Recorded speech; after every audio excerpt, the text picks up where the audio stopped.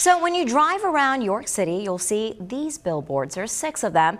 This one's located on George Street across from WellSpan that says, "Dear York, thank you for 100 days of peace and counting.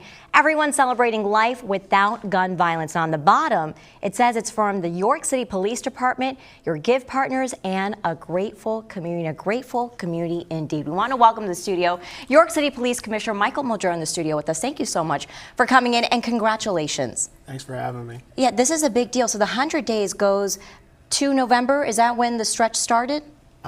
Yeah. So we're literally, today is day 102. 102. That Yes. is incredible. And that means no gun violence, which also means less funerals, which also means safer communities. And I think for a lot of parents in urban communities, you kind of assume that gun violence is a part of their child's destiny, and now it's not. What has this meant for families in York City? I think it meant a lot. It means on a daily basis that there's a mother who's not shedding tears. There's a family who's not going without a father. There's a funeral that doesn't have to happen, as you said. And it means that there's a renewed sense of hope in our community, that people are waking up to our new reality, our new normal. Yeah, and talk about from your perspective, I mean, what a swing in expectations for you to not have to wait by the phone, wait for a phone call, or wait for a notification, because you've had to see this firsthand. So what has this meant for you?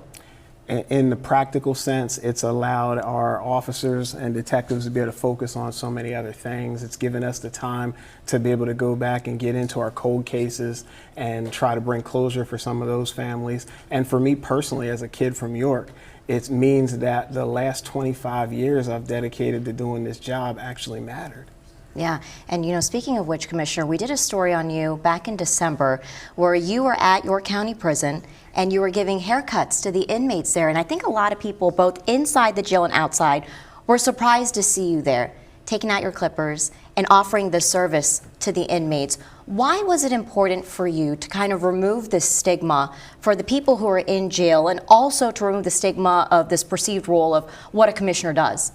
I think people know my time, my tenure here with the York City Police Department has really been earmarked by my desire to commit to outreach, to connecting with our community, whatever that looks like, whatever that takes.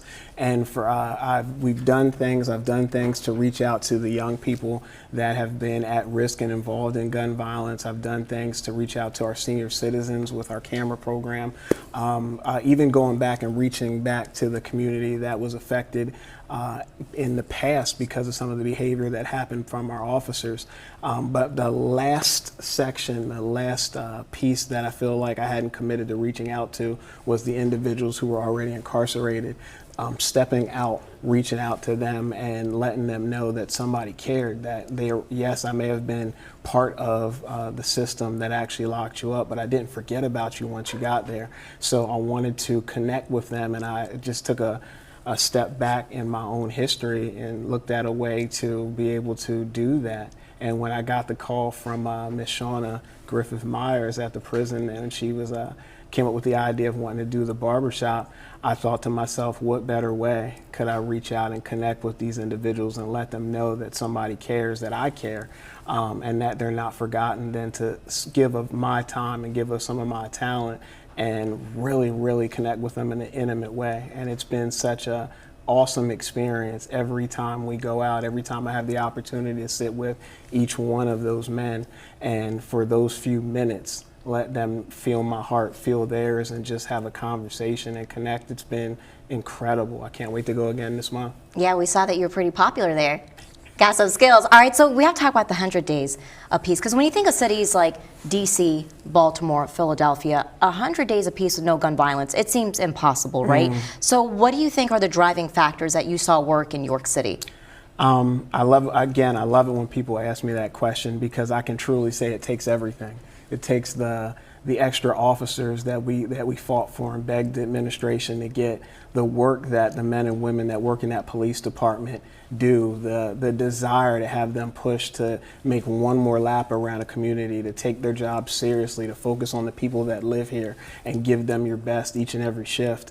But also, it's the new resource we were able to put in on the street thanks to WellSpan with our GVI program and TIF Low. Having somebody that can connect to the individuals that are at risk the way that she can, and having a group that's willing to have those tough conversations that other people talk about but they're not really willing to have. And we're actually talking about a group of individuals that go to the bedside of individuals after they were shot, or go to the front porches, or having conversations with moms letting them know your son is really making bad decisions, but he's at a point right now where we can turn him around if you work with me to lean in.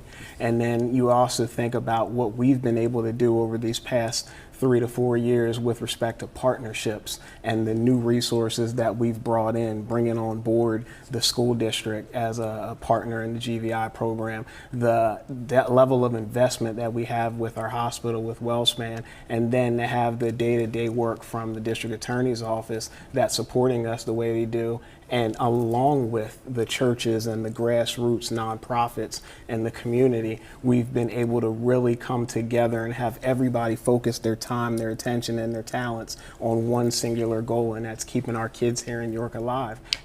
And taking a step back, the core of gun violence stems from things that are sometimes out of our control, whether that's drug use, whether that's exposure to gun violence, whether that's high poverty levels.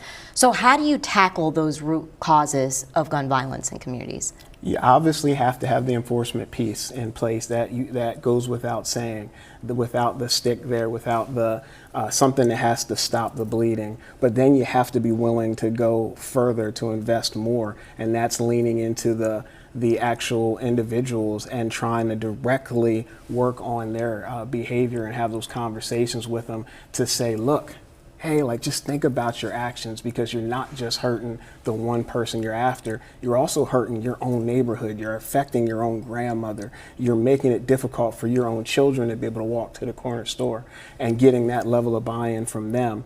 It's key. It's taken everything. It truly has taken everything that we've attempted to do to pull it all together to be able to get to the kind of results that we're having now. But I'm excited because of what it means. Yeah, absolutely. Commissioner Michael Muldrow, thank you so much for your work in the community and for your time here in our studio. Really appreciate it. Thank you so much.